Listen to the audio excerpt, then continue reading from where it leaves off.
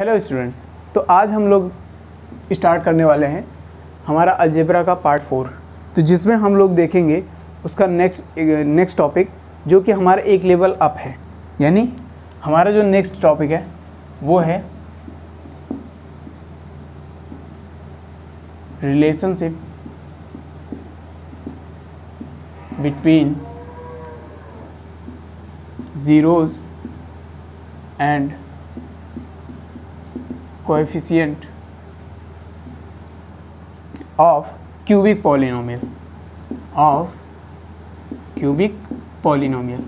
हम लोगों ने अभी तक देखा है क्वाड्रेटिक पॉलिनोमियल जो कि स्क्वायर तक था, ठीक है। लेकिन अब हम लोग देखेंगे क्यूबिक पॉलिनोमियल, क्यूबिक जिसमें पावर 3 तक यूज़ करेंगे, ठीक है। तो अब ये पावर 3 में अगर हम यूज़ करना है तो उसके लिए एक स्टैंडर्ड इक्वेशन होना चाहिए, बिल्कुल। तो हम लोग एक स्टैंडर्ड इक्वेशन ले लेते हैं, वो हो जाएगा हमारा ax³ plus bx² plus cx plus d, ठीक। तो ये क्या है हमारा ax³, बिल्कुल। तो ये हो गया हमारा इक्वेशन, जहाँ अब इसमें हमें क्या फाइंड आउट करना है, इसमें हमें फाइंड आउट करना है स्टूडेंट्स इसके ज़ीरोज़। अब क्यूबिक के ज़ीरोज़ यानी इसके मूल जो होते हैं। अब हमें पता है कि ये क्यूबिक है, तो क्यूबिक में हमेशा याद रखना कि जहाँ पावर 3 रहेगा इसका मतलब है इसके 3 आंसर निकलने वाले हैं, इसके 3 आंसर निकलेंगे स्टूडेंट्स, ठीक है। तो x का 3 आंसर निकलेगा, वो क्या क्या होगा मान लेते हैं। वो जो ज़ीरोज़ हैं या फिर वो जो मूल हैं या फिर वो जो शून्यक हैं, ठीक। ये जो हमारे शून्यक ज़ीरोज़ वैल्यू या फिर रूट जो है वो हमारा क्या निकल के आएगा, वो निकल के आएगा एक है अल्फ़ा, एक है बीटा एंड एक है गामा। यानी कि ये 3 आंसर निकलेंगे x के, ठीक। तो अब हमें ये पता है कि हमें अल्फ़ा, बीटा और गामा ये तीनों तो मिल जाएंगे, ठीक है। एक इक्वेशन को सॉल्व करने के बाद ये तीनों मिल जाएंगे। लेकिन अब हमें क्या करना है, अब हमें इन तीनों में रिलेशन देखना है। अगर रिलेशन देखना है तो हमें क्या करना पड़ेगा, सबसे पहला हम लोगों ने अभी फार्मूला देखा था, यानी कि प्रीवियस क्लास में हम लोगों ने क्वाड्रेटिक में भी फार्मूला देखा था, प्रोडक्ट देखा था और सम देखा था, ठीक है। तो सेम वैसे ही यहाँ पर भी हम लोग क्या देखेंगे, पहला अब सीधे मैं फार्मूला लिखूँगा, सम ऑफ द ज़ीरोज़, वो हमारा क्या हो जाएगा alpha plus beta plus gamma. अब इसका वैल्यू क्या होगा स्टूडेंट्स, जैसे कि हम लोगों ने प्रीवियस क्लास में जाना है कि इसका वैल्यू हमारा निकल के आएगा अल्फ़ा प्लस बीटा में हम लोगों ने देखा था -b/a, सेम वही यहाँ पर b आएगा, यानी -b/a। यहाँ पर भी सेम वैल्यू आएगा, जहाँ तीनों का सम जहाँ होगा वहाँ पर सेम वैल्यू आएगा -b/a। अब क्या करना है, अब एक तो देख लिया सम ऑफ, सेकंड क्या है हमारा, सेकंड है हमारा प्रोडक्ट ऑफ ज़ीरोज़, यानी कि मूलों का गुणनफल और मूलों का योग। ये क्या है alpha into beta into gamma. अब तीनों का गुणनफल क्या होगा, तीनों का गुणनफल हमने जैसे कहा था प्रीवियस क्लास में हम लोग देखे थे c/a, और c क्या था हमारा वहाँ पे कांस्टेंट था। लेकिन यहाँ पर भी कांस्टेंट ही रहेगा, लेकिन यहाँ पर c ना होकर के d रहेगा। ये जो हमारा है ये कांस्टेंट है, ठीक है। ये जो हमारा है ये कांस्टेंट है, तो हम क्या लिखेंगे d/a, ठीक। हमेशा याद रखना constant upon product coefficient of x³, ठीक, हमेशा याद रखना। तो हमें अगर इसके शाब्दिक रूप में लिखें तो क्या लिख सकते हैं बताइए, इसको हम लिख सकते हैं -b/a, यानी कि minus coefficient of x² divided by coefficient of x³, ठीक। और अगर हम इसका लिखें तो ये क्या हो जाएगा constant divided by coefficient of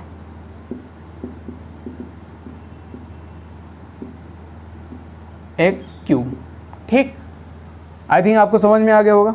ठीक, तो ये दोनों फार्मूले तो ठीक है, लेकिन अब इसमें एक और फार्मूला बढ़ जाता है जो कि आपके लिए बहुत हेल्पफुल होगा। तो वो हमारा फार्मूला क्या है? वो है sum of product of the zeros. तीसरा क्या है? सम ऑफ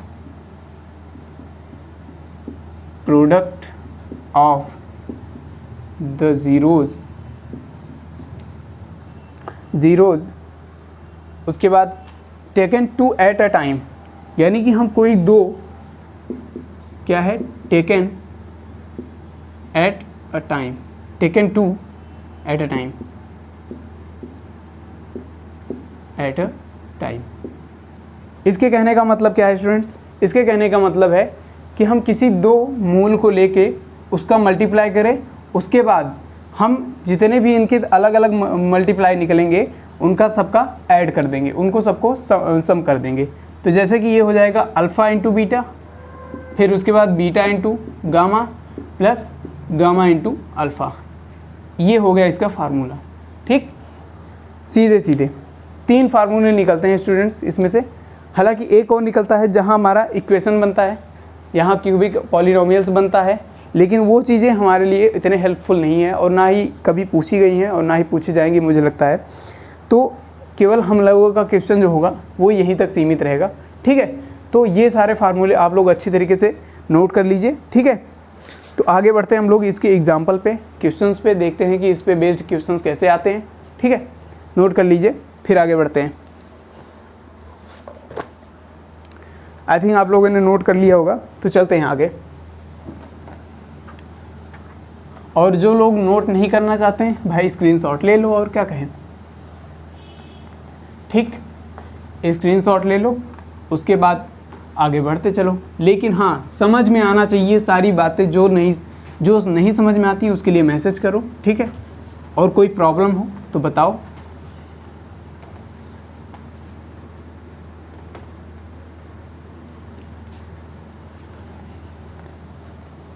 चलिए, बोर्ड हमारा साफ़ हो चुका है, अब आगे देखते हैं।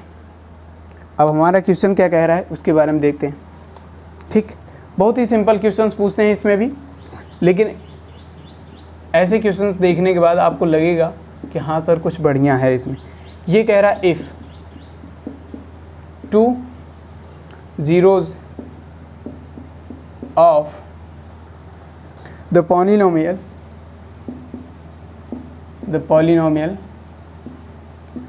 f of x is equal to x cube minus 4x square minus 3x plus 12, ये हमारा इक्वेशन गिवन है। और r फिर क्या कह रहा है? r √3 and minus √3। Then find the value of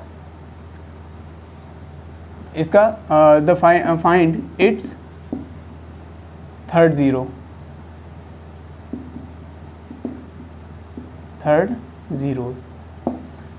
ये क्या कह रहा है कि दो मूल हमें गिवन है, इसका हमें क्या करना है? तीसरा मूल पता करना है। ये इक्वेशन है, इसके दो मूल क्या क्या है? √3 है और माइनस √3 है। तो तीसरा मूल हमारा क्या होगा ये पता करना है। यानी कि अगर हम मान लेते हैं ये अल्फ़ा और बीटा हमें गिवन है, ये क्या है? अल्फ़ा और ये हमें बीटा गिवन है, तो हमें गामा पता करना है। क्या पता करना है? गामा पता करना है। ठीक, अब जब गामा पता करना है तो उसके लिए क्या करना होगा? तो इसके जो सॉल्यूशन होगा, और सबसे पहले मैं एक बात बता दूं इसमें स्टूडेंट्स कि हमारे जितने भी क्वेश्चंस होते हैं उन सारे में अभी जो यहाँ इक्वेशन गिवन है, ये इक्वेशन गिवन है, तो इक्वेशन में क्या है? इसके दो मूल गिवन है। तो याद रखना कि जब भी आपको दो मूल गिवन है, अगर ये कह दे कि ये प्रूव करो कि ये ही मूल है या नहीं, यानी ये ज़ीरोज़ हैं या नहीं, एक्चुअल में ज़ीरोज़ हैं या नहीं, तो ये तभी प्रूव होगा जब इनका वैल्यू इन सभी में रखने पे, यानी इस इक्वेशन में रखने पे वैल्यू अगर 0 आ जाती है तो वहाँ पर आपका आंसर क्या हो जाएगा? ये हो जाएगा कि ये इसके मूल हैं, यानी इसके ज़ीरोज़ हैं। तो इन दोनों का अगर वैल्यू अलग अलग रखते हैं तो इस इक्वेशन का वैल्यू 0 आएगा। ठीक है, तो हमेशा याद रखना इस चीज़ को। तो अब यहाँ पर हम सीधे सीधे लेके चलते हैं। अब सॉल्यूशन पे बात करते हैं इसके। अगर एग्जाम्पल के तौर पे अगर देखना चाहते हो तो दिखा देता हूँ, ठीक है। पहले एक बार देख लो इसको, ठीक है। ये सॉल्यूशन देख लेते हैं, फिर उसके बाद हम इसके बारे में देखते हैं, बातें करते हैं, ठीक है। चलो, तो हमारा क्या है, अल्फ़ा क्या गिवन है, अल्फ़ा गिवन है √3, अल्फ़ा हमारा गिवन है √3 और बीटा गिवन है -√3 गिवन है। और हमें क्या पता करना है, गामा पता करना है, ठीक। अब जब गामा पता करना है तो हमें सबसे पहले क्या पता है कि अल्फ़ा बीटा गामा, इन तीनों में से सीधे सीधे एक काम करते हैं। पहले सबसे पहला फार्मूला लगाते हैं, कौन सा, alpha plus beta plus gamma is equal to -b/a, right. ये फार्मूला हमें पता है अच्छी तरीके से। तो ध्यान से देखो, अल्फ़ा का वैल्यू क्या हो जाएगा, ये हो गया √3 -√3 plus gamma is equal to -b/a, यानी कि यहाँ पर b का वैल्यू क्या है, -4, यानी कि ये हो गया हमारा 4 डिवाइडेड बाई यहाँ पर क्या है, a का वैल्यू 1, ठीक। तो इसका वैल्यू सीधे सीधे 4 आ जाएगा, ठीक है। तो अब यहाँ पर क्या क्या है, ये गया हमारा √3 और फिर उसके बाद गामा का वैल्यू क्या आ गया हमारा 4, ये मिल गया आंसर, ठीक। तो इस तरीके के क्वेश्चंस पूछते हैं स्टूडेंट्स आपसे, ठीक है। तो अब चलते हैं नेक्स्ट क्वेश्चन पे, वो हमारा क्या है। हाँ, नेक्स्ट क्वेश्चन देखने से पहले जैसे मैंने कहा था कि इसके एग्जांपल को देख लेते हैं कि वो मैटर क्या है कि इसका वैल्यू अगर हम रख दें तो क्या 0 आएगा ही आएगा, बिल्कुल। अगर जैसे कि मैंने अभी कहा कि इसका जो तीसरा मूल था वो था 4, ठीक, इसका जो तीसरा मूल था 4। तो एग्जाम्पल के तौर पे मान लो यही क्वेश्चन है, तो ये इक्वेशन गिवन है और ये पूछ रहा है कि क्या यही मूल है जो इसमें गिवन है, बिल्कुल। तो चेक करते हैं, ठीक है। तो ये हो गया हमारा चेक। तो चेक में क्या करेंगे, सीधे सीधे f(x) क्या गिवन, f(x) इतना गिवन है, तो एक काम करते हैं, f(√3) कर लेते हैं। f(√3) अगर हम करेंगे तो क्या हो जाएगा, x की जगह पे सारी जगह हम लोग √3 रखते चले जाएं, √3 रखते चले जाएं। तो ये हो गया -4, ये हो गया √3 का होल स्क्वायर -3 × √3 प्लस 12, ठीक। यहाँ क्या हो गया, ये हो गया 3 × √3, ठीक। इसका क्यूब करोगे तो इतना ही आएगा, माइनस ये हो गया 12, ये हो गया हमारा क्या, -3 √3 प्लस 12। सीधे सीधे पता चल रहा है ये इससे गया और ये इससे गया, इसका सीधे सीधे वैल्यू आ गया 0, यानी कि ये जो √3 था ये इसका वैल्यू, यानी इसका वैल्यू था और इस इक्वेशन का वैल्यू था और इसका मूल था, कह सकते हो, ठीक है। इसका रूट था, इसका 0 था। चलो, ये √3 हो गया। अगर मैं 4 की बात कर लूँ या फिर -√3 की भी बात कर लूँ तो भी सेम आंसर आने वाला है। तो ये एक प्रूफ था एक तरीके से आप लोगों के लिए कि जब भी एक इक्वेशन का अगर आपको मूल दिया रहेगा तो उसका वैल्यू रखने पे सीधे सीधे इक्वेशन का वैल्यू डायरेक्ट आपको 0 मिल जाएगा, ठीक। चलिए, तो नेक्स्ट क्वेश्चन पे चलते हैं। बहुत ही इजी क्वेश्चन है, इसको ध्यान से, अब मैं जो क्वेश्चन दूंगा स्टूडेंट्स उसको आप एक बार ट्राई करिएगा, ठीक है, अपने आप से। फिर उसके बाद वीडियो पॉज करके पहले ट्राई करिए, फिर उसके बाद आंसर मैच कराइए, ताकि आपको ये पता रहे कि आपको ये चीज़ें समझ में आ रही हैं नहीं, ठीक। अगर नहीं समझ में आ रही तो आप बताइएगा हमें। तो चलिए, तो दूसरा क्वेश्चन हमारा क्या कह रहा है,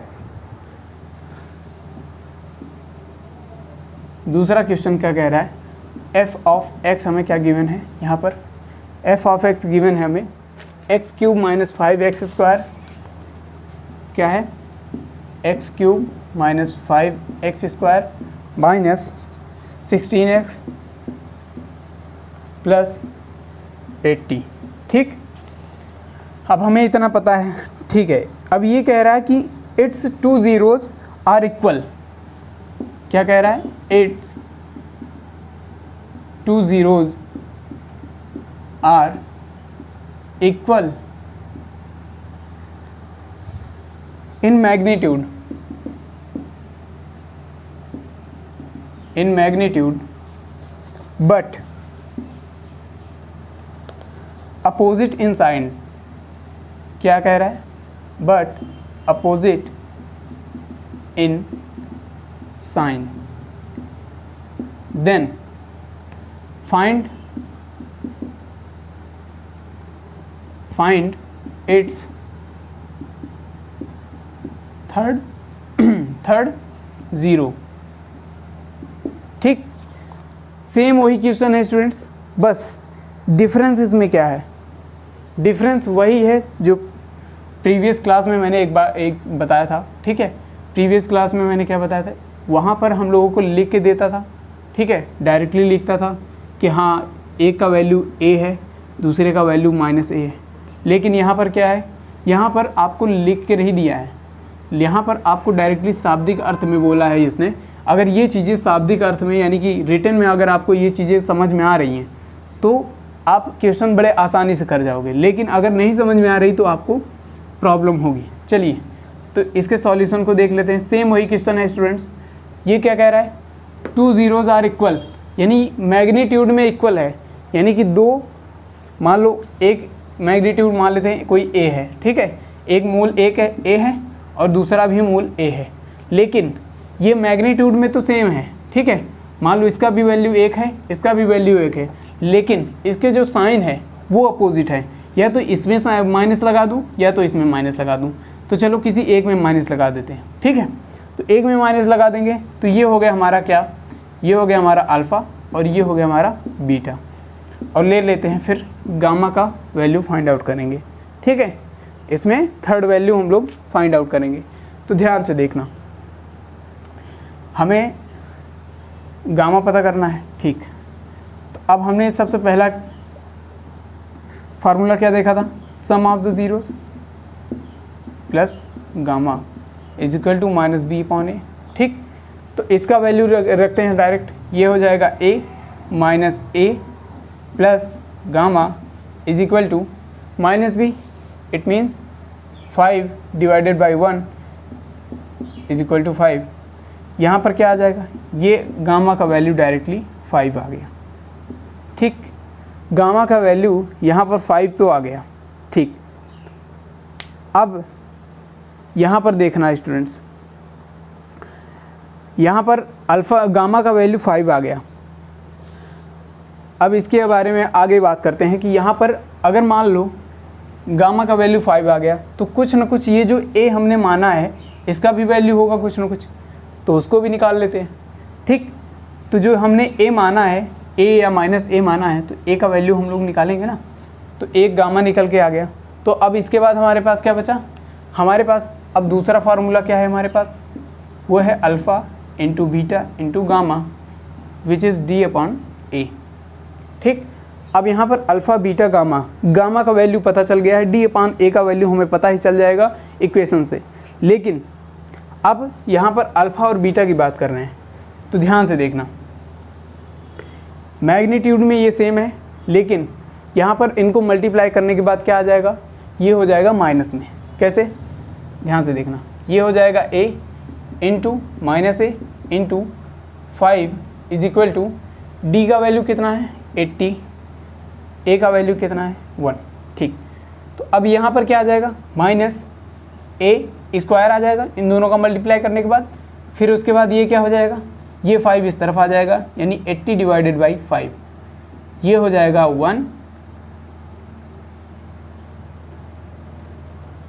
ये हो जाएगा कितनी बार जाएगा 1, ये हो जाएगा 16 बार जाएगा टोटल। ठीक है, तो हमें अच्छी तरीके से पता है, ये हो गया 16 और ये हो गया हमारा a स्क्वायर। तो a का वैल्यू हमारा क्या निकलेगा, प्लस माइनस, या फिर डायरेक्टली यहाँ लिख सकते हैं आप, ये माइनस उस तरफ जाएगा तो ये हो जाएगा -4। ठीक, यहाँ पर आंसर क्या निकल के आया स्टूडेंट्स, अल्फ़ा का वैल्यू या a का वैल्यू यहाँ पर 4 निकल के आया, -4 या फिर 4, दो में से एक आंसर। क्योंकि यहाँ पर ध्यान से देखना, अगर मैं कह दूँ कि यहाँ पर अल्फ़ा का वैल्यू, ये अल्फ़ा का वैल्यू है, ठीक है, -4, तो बीटा का वैल्यू क्या हो जाएगा, बीटा का वैल्यू हो जाएगा -a, और माइनस यहाँ पर a का वैल्यू क्या है, ये हो गया -4 इज इक्वल टू 4। ठीक, तो इन दोनों का वैल्यू सेम ही रहेगा मैग्नीट्यूड में, यानी 4 यहाँ पर भी 4 यहाँ पर भी, लेकिन साइन चेंज रहेगा, यहाँ पर प्लस है और यहाँ पर माइनस है। ये चीज़ हमेशा ध्यान रखना। ठीक है, तो ये हो गया स्टूडेंट्स आपका क्वेश्चन। ठीक, तो ये इस टाइप के क्वेश्चन जब भी आपसे पूछें तो आप लोग बहुत ईजिली सॉल्व कर पाओगे। ठीक है, तो फिर अब मिलते हैं नए टॉपिक के साथ नेक्स्ट क्लास में। ठीक है, मिलते हैं फिर। Thank you very much and take care.